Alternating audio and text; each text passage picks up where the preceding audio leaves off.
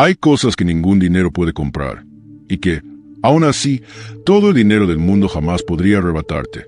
Porque lo que nace de tu carácter, tu disciplina, tu paz mental y tu fuerza interior no se compra, no se vende y no se roba. Y esta es la historia de Tomás.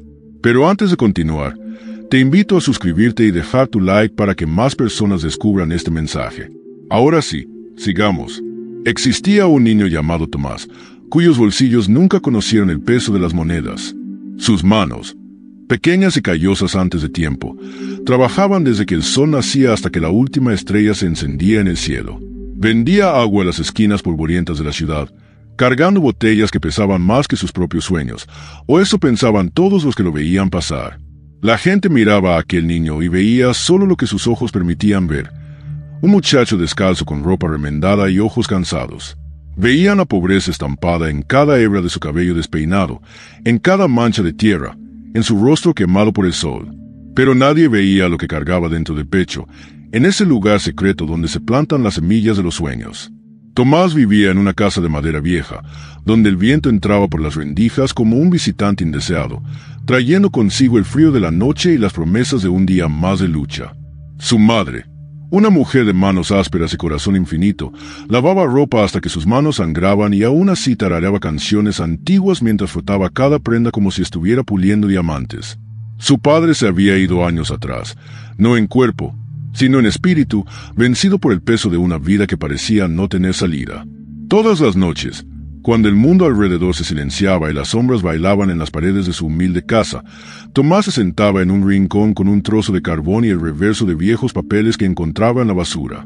Y allí, en aquel ritual silencioso, dibujaba edificios que tocaban las nubes, puentes que cruzaban océanos imposibles, jardines colgantes que parecían flotar en el aire. Sus dedos sucios de carbón creaban mundos enteros, universos de posibilidades que nadie más podía ver. La madre, al verlo todas las noches absorto en sus dibujos, sentía el corazón encogerse. Ella sabía que los sueños grandes nacían en corazones pequeños, pero temía que la realidad, cruel e implacable, viniera un día a aplastar esas alas antes incluso de que pudieran aprender a volar. Ella misma había soñado una vez mucho tiempo atrás, pero la vida le había enseñado que los sueños no llenan barrigas ni pagan cuentas. Un día, mientras Tomás vendía sus botellas de agua en la plaza central de la ciudad, vio algo que hizo que su corazón se detuviera. Allí, alzándose contra el cielo azul, como un gigante de cristal y acero, estaba un edificio nuevo que no existía la semana anterior. Era el edificio más hermoso que él jamás había visto, con sus ventanas brillando como espejos de oro bajo el sol del mediodía. A los pies de la gran entrada, hombres de traje conversaban, sosteniendo rollos de papel que Tomás imaginó que serían los dibujos mágicos que habían dado vida a aquella magnífica estructura. Se acercó olvidando por un momento sus botellas de agua, olvidando el hambre que le mordía el estómago, olvidando todo, excepto aquella visión de belleza y posibilidad. Un guardia de seguridad, grande e intimidante, pronto lo echó con un gesto rudo de la mano, como quien espanta a un perro callejero. Pero antes de que Tomás alejara, uno de los hombres de traje, un señor de cabello gris y ojos bondadosos, vio la escena y llamó al muchacho de vuelta. «¿Por qué mirabas el edificio con tanto interés?», preguntó el hombre, su voz suave como el viento de la primavera. Tomás dudó, sintiendo las palabras atrapadas en su garganta como pájaros enjaulados. Finalmente, con la voz temblorosa, respondió: «Porque un día yo voy a construir un edificio aún más hermoso que este». El silencio que siguió fue ensordecedor. Los otros hombres se rieron, sus carcajadas resonando por la plaza como el sonido de cristales rompiéndose. Uno de ellos, de rostro rojo y barriga grande, señaló los pies descalzos de Tomás y dijo con desdén: «Tú construir algo así, muchacho, ni siquiera tienes zapatos puestos. ¿Cómo vas a construir edificios?». Pero el hombre de cabello gris no se rió. Se agachó hasta quedar a la altura de los ojos de Tomás y preguntó: «¿Sabes dibujar?». El corazón de Tomás latió más fuerte. Con manos temblorosas, sacó de su bolsillo vacío un trozo de papel arrugado, uno de sus dibujos nocturnos. El hombre lo desdobló cuidadosamente como quien manipula un tesoro antiguo, y sus ojos se abrieron.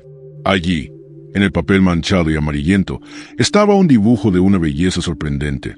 Una escuela con jardines, aulas llenas de luz y niños sonriendo en cada ventana. «¿Quién te enseñó a dibujar así?», preguntó el hombre, su voz ahora teñida de respeto. «Nadie», respondió Tomás. Solo pienso en grande y mis dedos siguen mis pensamientos. El hombre se quedó en silencio por un largo momento, mirando alternativamente el dibujo y al niño. Luego hizo algo que lo cambiaría todo. Sacó de su bolsillo una tarjeta y dijo: «Ven a verme mañana a esta dirección a las 7 de la mañana. No llegues tarde». Esa noche Tomás apenas pudo dormir. Su madre, al saber la historia, meneó la cabeza con tristeza, temiendo que fuera solo otra promesa vacía que el mundo les hacía a los pobres. Pero ella vio algo diferente en los ojos de su hijo esa noche, una llama que no podía ser apagada ni por la razón ni por el miedo. Cuando el sol aún no había salido por completo, Tomás ya estaba de pie, corriendo por las calles de la ciudad con su papel arrugado en las manos. Encontró la dirección, una oficina grande, llena de mesas, con dibujos, herramientas extrañas y personas trabajando concentradas. El hombre de cabello gris lo esperaba. «¿Viniste?», dijo él sonriendo. Pocos tendrían ese coraje. Durante los siguientes meses, Tomás pasó cada día en la oficina. No recibía salario, ni tenía un lugar fijo para sentarse, pero tenía algo más valioso: acceso al conocimiento. Observaba cómo los arquitectos y diseñadores trabajaban, cómo pensaban, cómo sus ideas se transformaban en proyectos que cambiaban el mundo. Aunque se encargaba de las tareas más humildes, como limpiar el suelo o hacer café, cada acción era una lección. En su mente, los planos y dibujos que veía a diario se convertían en ideas, y esas ideas comenzaban a formar su propio mundo. Los demás empleados lo trataban con indiferencia. El niño del suelo, lo llamaban, siempre burlándose de su falta de educación formal. Pero Tomás no se dejaba afectar. Mientras otros se reían de él, él veía en ello solo un peldaño más que debía superar. Cada tarea, por más pequeña que fuera, la realizaba con pasión, porque sabía que en cada acción estaba aprendiendo algo nuevo. Cada día pasaba, pero Tomás no veía el tiempo como algo que se iba, sino como una oportunidad para seguir construyendo su futuro. Una noche, cuando la oficina ya estaba vacía y solo quedaban ellos dos, don Arturo se acercó a Tomás con un desafío. «Tengo un proyecto para ti», le dijo. «Durante semanas, mis ingenieros no han podido resolver un problema que nos está retrasando. Necesitamos diseñar un puente que cruce un río traicionero, en un terreno inestable, y con un presupuesto limitado. ¿Cómo lo pensarías?» Tomás, con la mano temblorosa, tomó el lápiz y comenzó a dibujar. No era miedo lo que sentía, sino emoción pura. Sabía que este era su momento. Mientras Tomás dibujaba, las líneas comenzaban a transformarse en una estructura majestuosa, un puente que desafiaba la gravedad, utilizando el propio río para sostenerse. Cada trazo era una solución ingeniosa, una idea revolucionaria. Cuando terminó, don Arturo observó el dibujo en silencio. No podía creer lo que veía. El niño, con su falta de títulos, había resuelto en una hora lo que sus ingenieros no pudieron hacer en semanas. «¿Sabes lo que acabas de hacer?», le preguntó don Arturo con voz quebrada. «Acabas de resolver el problema de la década». El proyecto del puente fue presentado ante los inversores, pero la reacción fue todo lo contrario a lo esperado. Los inversores, al ver que un niño de la calle había diseñado el puente, se indignaron. «Esto es un insulto», gritaron. «Un niño sin educación no puede crear algo así». Amenazaron con retirar su inversión y manchar la reputación de don Arturo. Aquella noche, Tomás volvió a su casa con el corazón roto. Había dado lo mejor de sí mismo, pero el mundo parecía no estar listo para aceptarlo. A pesar de la humillación, cuando llegó a su casa, su madre lo abrazó sin decir una palabra. Sus lágrimas mojaban el vestido de su madre, pero ella, con su amor inquebrantable, lo levantó. «No te preocupes, hijo», dijo ella. «El tamaño de tus sueños no depende de los demás, sino de ti. Y tu corazón está lleno de más sueños que cualquiera de esos hombres». Sus palabras fueron el consuelo que Tomás necesitaba. Aunque el mundo lo había rechazado, sabía que su madre siempre creería en él. La mañana siguiente, el niño regresó a la oficina, no como el niño del suelo, sino como alguien que había entendido que los bolsillos vacíos no eran su destino final. Don Arturo, viendo la determinación en sus ojos, decidió presentar el proyecto nuevamente. Pero esta vez no mencionaría quién lo había creado. «Dejemos que el trabajo hable por sí mismo», dijo. Y así fue. El puente fue construido, y cuando fue inaugurado, los periódicos de todo el mundo publicaron su foto. «El puente imposible», lo llamaron, una estructura perfecta, que conectaba no solo dos orillas, sino también un futuro que antes parecía inalcanzable. En la fiesta de inauguración, rodeado de hombres de negocios con sonrisas falsas y bolsillos llenos, don Arturo subió al escenario. Con una mirada seria y respetuosa, pidió silencio y dijo: «Quiero presentarles al verdadero arquitecto de este puente». Todos los ojos se volvieron hacia Tomás, que subió al escenario con la misma humildad con la que había llegado al mundo. Sus pies aún descalzos, su ropa aún sencilla, pero su espíritu más grande que nunca. El silencio fue absoluto. Nadie entendía lo que veían. Pero cuando Tomás habló, con su voz suave pero firme, todos quedaron enmudecidos. Ustedes aplauden ahora porque ven el resultado. Pero ¿cuántos de ustedes habrían aplaudido cuando mis bolsillos estaban vacíos y todo lo que tenía eran sueños? ¿Cuántos de ustedes habrían creído en un niño descalzo que se atrevió a pensar en grande? La sala se llenó de un silencio incómodo, mientras cada uno de los presentes comenzaba a entender algo más profundo.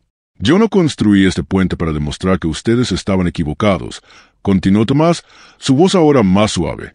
«Lo construí para probar que mi madre estaba en lo correcto». Y con un gesto, señaló a su madre que estaba en el fondo de la sala, con lágrimas rodando por su rostro cansado. Ella le había enseñado que los sueños no se miden por lo que tienes, sino por lo que eres capaz de dar. El público estalló en aplausos, no por la aceptación inmediata, sino por el reconocimiento de una verdad innegable. Los años pasaron, pero Tomás nunca perdió su esencia. Se convirtió en uno de los arquitectos más respetados del mundo, no por construir los edificios más altos o caros, sino por diseñar espacios que transformaban vidas. Cada proyecto que emprendía llevaba en su interior un fragmento de la historia de un niño descalzo que pensó en grande, un niño que nunca dejó que sus bolsillos vacíos definieran sus sueños. Al final de su carrera, Tomás fue reconocido como uno de los mejores arquitectos del mundo. Su trabajo trascendió fronteras, y fue admirado por su capacidad de pensar más allá de lo convencional. Sin embargo, él nunca olvidó de dónde venía, ni las lecciones que había aprendido. En cada proyecto que emprendía, siempre buscaba una forma de darle vuelta, de hacer que su trabajo sirviera a la gente que más lo necesitaba. La pobreza nunca fue un obstáculo para él, sino el motor que lo impulsó a ir más allá. Cuando se le preguntaba sobre su éxito, Tomás siempre respondía con humildad: «Nunca tuve nada en los bolsillos, así que aprendí a guardarlo todo en el corazón». Y el corazón, a diferencia de los bolsillos, nunca está vacío cuando aprendes a llenarlo de sueños. Era esta filosofía la que lo había llevado tan lejos. Tomás había entendido que la verdadera riqueza no se medía por lo que se lleva en los bolsillos, sino por lo que se construye con las manos vacías y la mente llena. En una entrevista, don Arturo, ya viejo y cerca del fin de sus días, habló con orgullo sobre Tomás. «No descubrí un talento.